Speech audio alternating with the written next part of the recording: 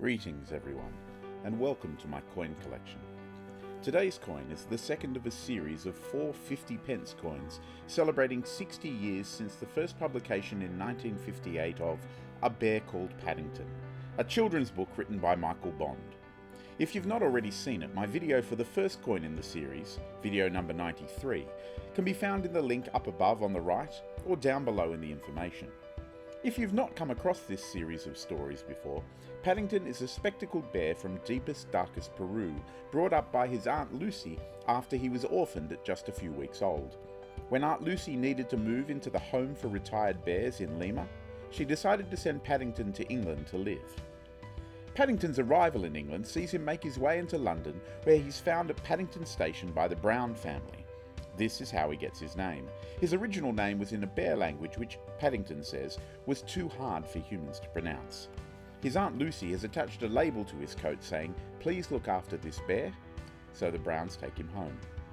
There are 14 books in the main series of stories, but there are also a variety of other single-story picture books and other collections, as well as 2 feature films and multiple appearances in other media, including television, advertising, and postage stamps. Paddington at the Palace was one of the single-story picture books, originally published in 1986.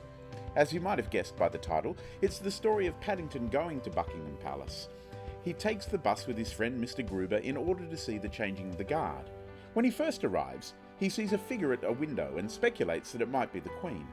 However, when it comes time for the ceremony, there are so many people that it is impossible for a small bear like Paddington to see. Later, after the crowd is dispersed, Paddington and Mr. Gruber receive an invitation to come inside the gates and take photos with the guards. On the obverse of this coin, appropriately for a coin featuring Buckingham Palace on the reverse, is the Jody Clark 5th portrait of Queen Elizabeth II, which had replaced the Ian Rank Broadley 4th portrait 3 years earlier. She is wearing the George IV state diadem, a crown that was made in 1820 for King George IV. The diadem is worn by queens and queens consort in procession to coronations and state openings of Parliament. The designer's initials are below the Queen's neck.